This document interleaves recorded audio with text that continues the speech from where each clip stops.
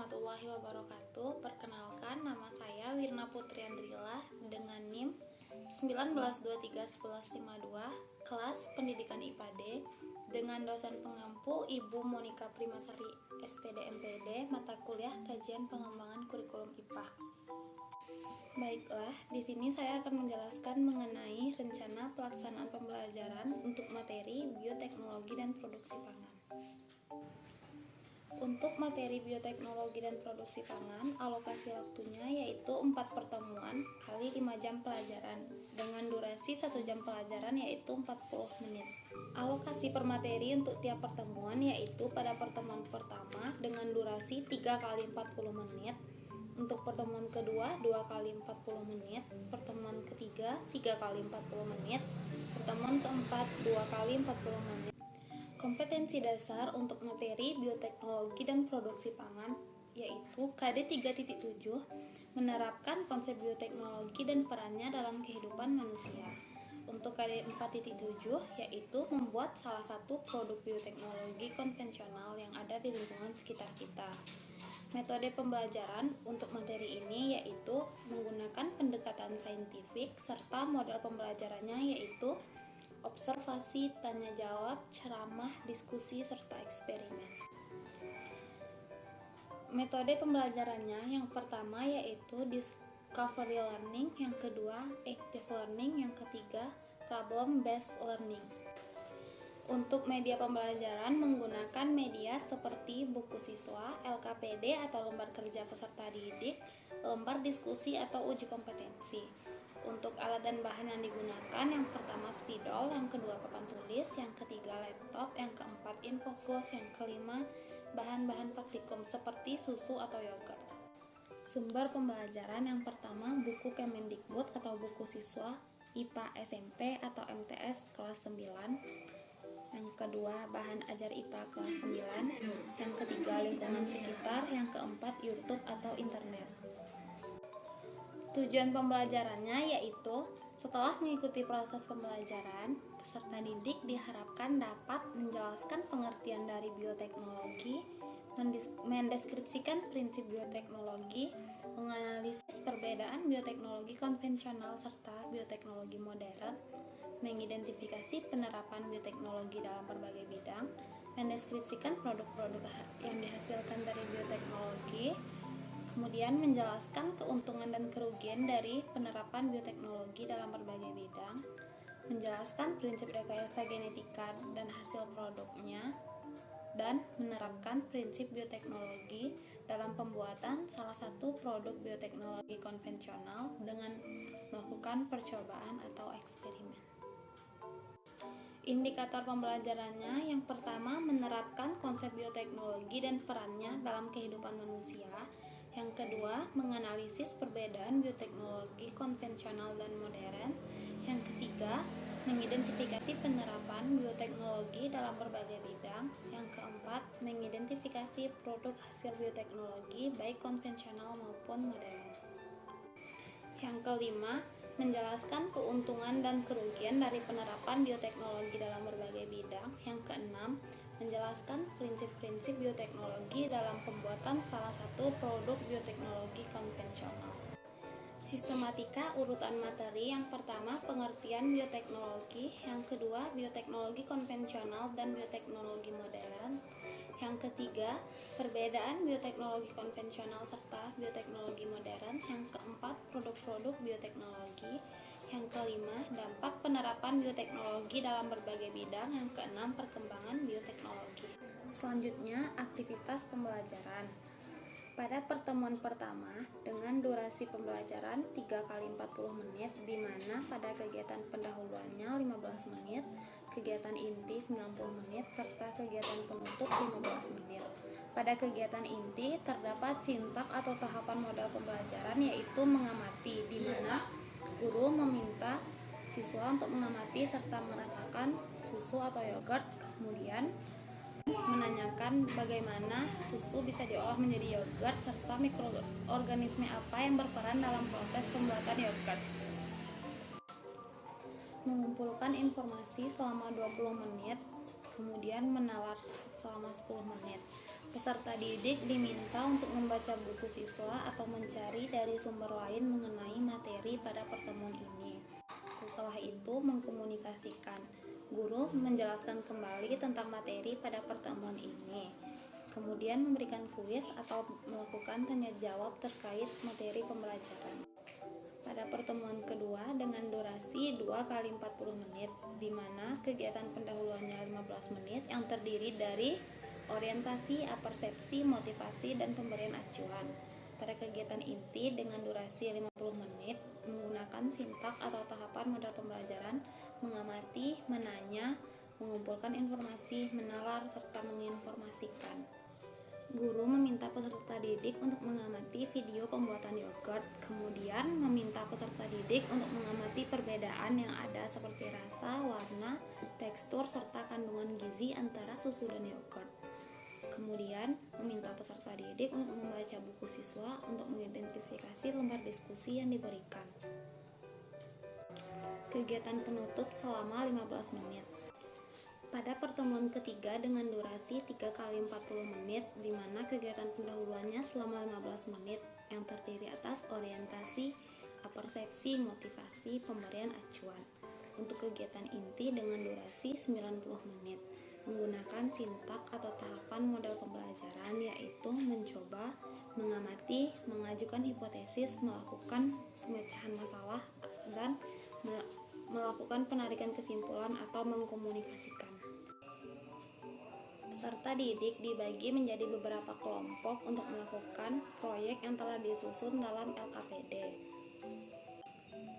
Setelah merumuskan masalah, peserta didik dipersilahkan untuk mengajukan hipotesis atau hasil yang didapat dari diskusi kelompok. Guru dan peserta didik melakukan pemecahan masalah dengan cara menjelaskan hasil LKPD pembuatan yogurt yang telah dilakukan peserta didik. Kemudian kegiatan penutup selama 15 menit.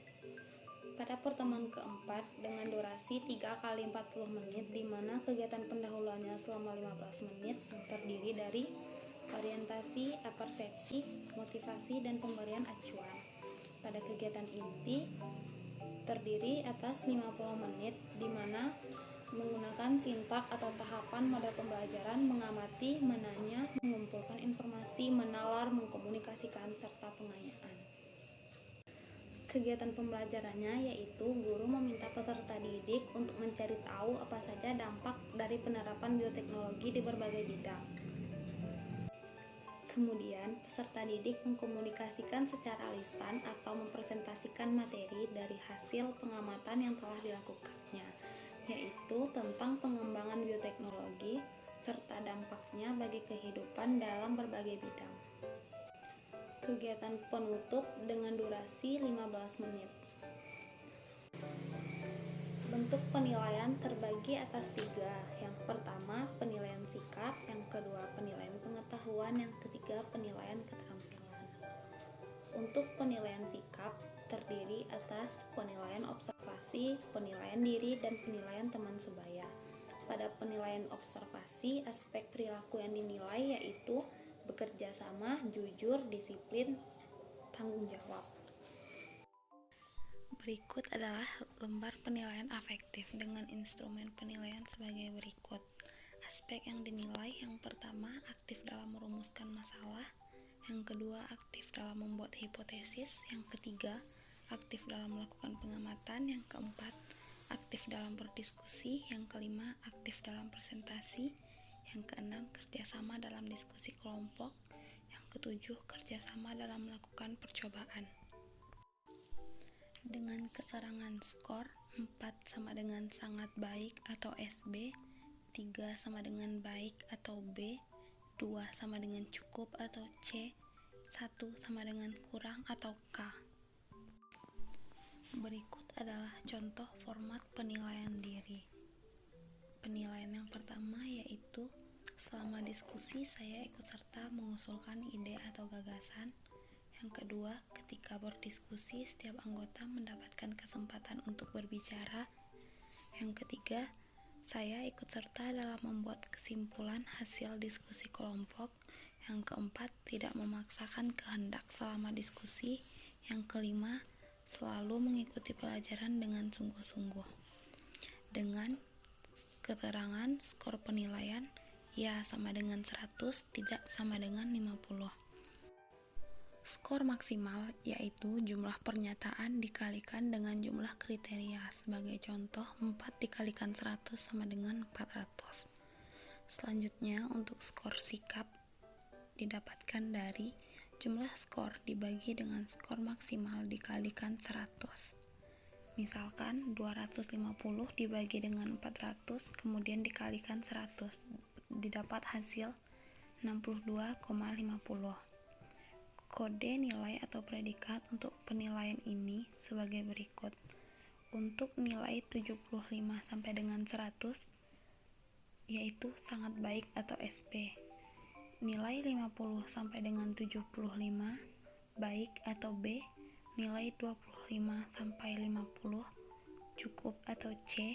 Nilai 0,0 sampai dengan 25 sama dengan kurang atau K.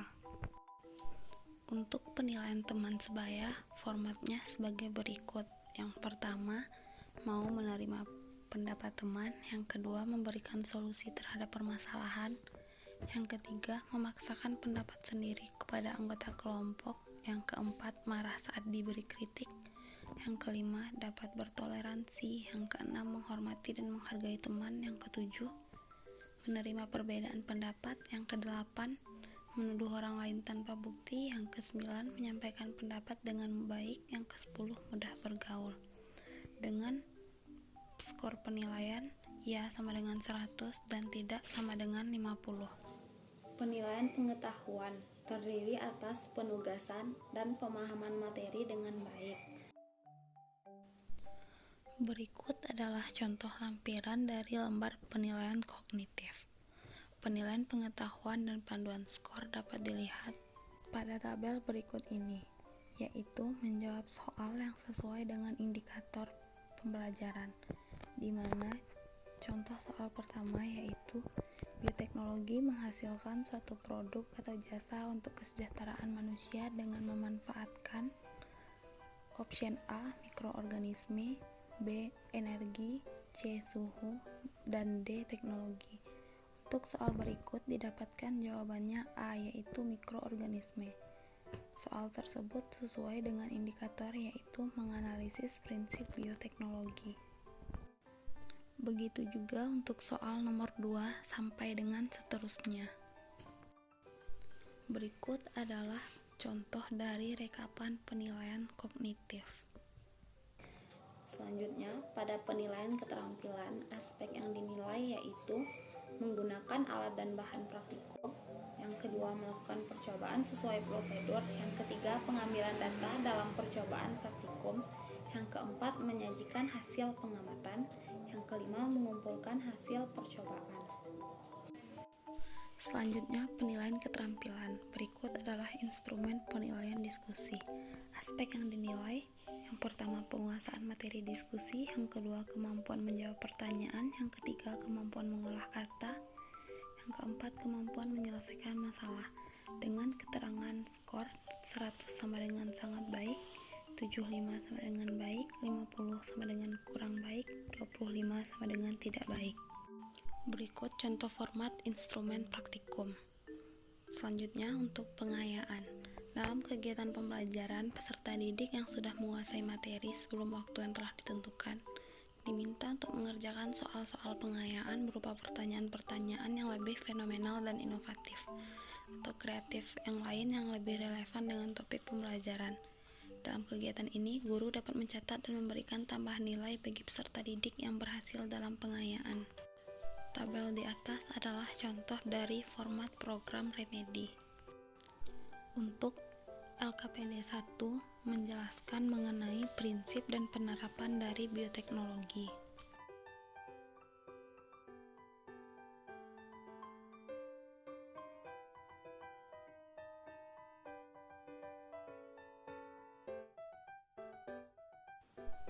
Pada LKPD 2, pembuatan salah satu produk bioteknologi konvensional. Di sini peserta didik diminta untuk membuat yogurt.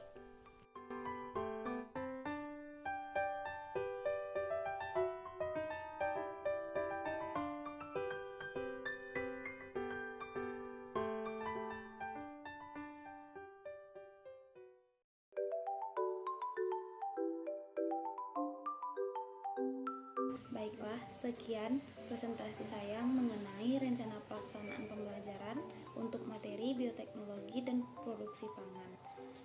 Mohon maaf bila ada kesalahan. Assalamualaikum warahmatullahi wabarakatuh.